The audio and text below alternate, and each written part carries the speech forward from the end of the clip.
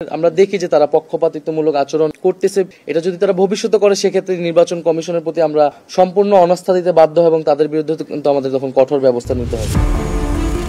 আগামী জাতীয় সংসদ নির্বাচন ঘিরে কমিশনের অবস্থান নিয়ে বিতর্ক যেন থামছেই না। এবার সেই বিতর্কে নতুন মাত্রা যোগ করলেন জাতীয় নাগরিক পার্টির আহ্বায়ক নাহিদ ইসলাম। যদি ইসি নির্বাচন নিয়ে পক্ষপাতমূলক আচরণ করে তবে কঠোর আন্দোলনে ডাক দেবেন তিনি। ৩ ডিসেম্বর বিকেলে আগারগাঁওয়ের প্রধান নির্বাচন কমিশনের সাথে বৈঠক শেষে এক সংবাদ সম্মেলনে এই হুঁশিয়ারি দেন তিনি।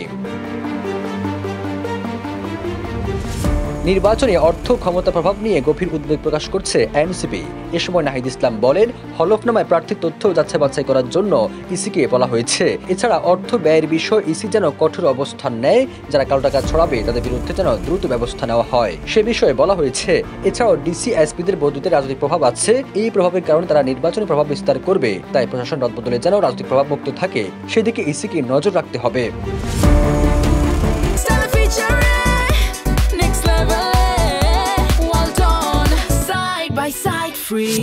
নাহিদ ইসলাম আরো বলেন, নিজ প্রতীকে ভোট সংক্রান্ত আরপি সংশোধনীকে সাধুবাদ জানায় এনসিপি, তবে এই সংস্কার বাতিলের চাপ প্রয়োগ করা হচ্ছে, যা নিন্দনীয়। প্রত্যেক দলকে স্ব স্ব প্রতীকে নির্বাচন করতে হবে, এই প্রস্তাবনা থেকে ইসি যেন সরে না আসে। তিনি দাবি করেন, একটি বিশেষ দল সরকার বিভিন্ন প্রতিষ্ঠানকে চাপ দিয়েছে এক মার্কায় নির্বাচনের জন্য এবং আদালতকে ব্যবহার করে এখন এই সংস্কার প্রস্তাবনা বাতিলের চেষ্টা করা হচ্ছে।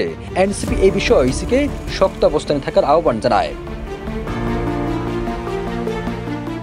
গণভোট নিয়ে সঠিক প্রচারণা অনুরোধ জানিয়ে নাহিদ ইসলাম বলেন, গণভোটের প্রক্রিয়া বিভ্রান্তি তৈরি করতে পারে, তাই প্রশ্নের বিষয়গুলো নিয়ে আগে থেকে প্রচারণা চালাতে হবে। গণভোটের প্রশ্ন সঠিকভাবে প্রচার না হলে জনগণের কাছে সঠিক তথ্য পৌঁছাবে না। এছাড়া নির্বাচনে ভুল তথ্যের বিস্তার রোধে নির্বাচন কমিশনকে বিশেষ ব্যবস্থা নেওয়ার জন্য এনসিপির পক্ষ থেকে আহ্বান জানানো হয়েছে বলেও জানান তিনি। এর আগে নির্বাচন কমিশন নিয়ে বিভিন্ন সময় রাজনৈতিক দলগুলো তাদের অসন্তোষ প্রকাশ করেন। জামাত সহ বেশ কয়েকটি দল গণভোটের সময় নিয়ে আপত্তি তোলেন। তবে প্রধান নির্বাচন কমিশনার ইতিমধ্যে জানিয়েছে, অন্তর্বর্তী সরকারের নির্দেশে তারা দেশের জন্য কল্যাণকর একটি সুষ্ঠু নির্বাচন উপহার দিবেন।